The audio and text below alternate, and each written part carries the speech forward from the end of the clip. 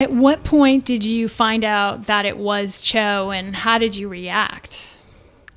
I didn't find that out until the night of Monday night, which was before they released it to the public. But I mean, the really hard point for all of us was the local news was reporting, seven dead, like casualties, like 7 casualties, and still like only 2 students dead or whatever. Then they had the university press conference in the afternoon after he had shot himself. And we found out, he was the sheriff of Virginia Tech Police was asked the ultimate question, how many people are dead? And he was like upwards of 20. And that's when everyone just couldn't believe it. It was like 20 people when all the time it had been like 7 casualties or something like that. Nobody knew. Wow. And it was 32. And then the end number was 32. But so after that, I don't know.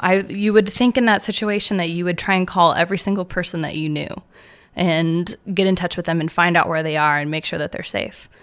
I had the exact opposite reaction. I just didn't know what to do. I just stayed very stationary and watched the television. And I think I was just so overcome by media of all kinds, phones ringing, IMs coming, television blaring, that I didn't do anything. So when he had killed himself, I just went walking around campus by myself, and there was nobody there. It was like the apocalypse, which is weird for a campus of 30,000 students. Not one person out, obviously, because who would go out there? But I had been in my room all day, and I was like, I can't believe this happened. So when you did finally learn that it was Cho, how did you react? We had to come back to the dorm at 8 p.m. for a staff meeting. So I had gone off campus with a friend and come back.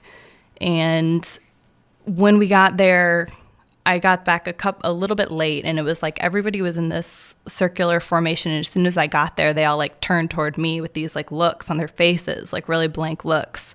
And there was this man in the center of the room with a suit on and, credentials and whatever. And my boss was like, Austin, we need to have you go talk to these men. So I went and talked to them, and I'll never forget the moment, but he just flipped over this picture and was like, we need you to identify this person. And it was him.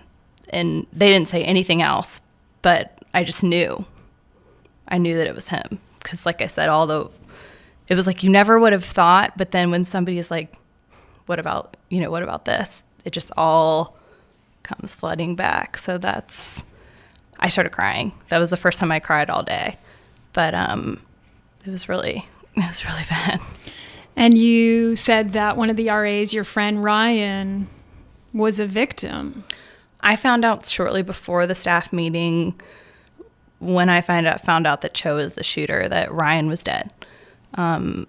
That a friend of, and again, it was through, channels of friends that were in the band with him, and they said that, it wasn't a rumor, and his family lived in Georgia. They weren't there, but friends of his had gone to the hospital to see if he was okay, and none of his family were there, and eventually the nurse was like, he's dead. They told him. So we found out that he had died that night. Did anybody else you know that die or get wounded that you knew? I did know, I knew a couple people, not extremely intimately, but another RA was killed that I knew of. Several people that I was in classes with, and just like acquaintances that I knew. No like extremely close friends.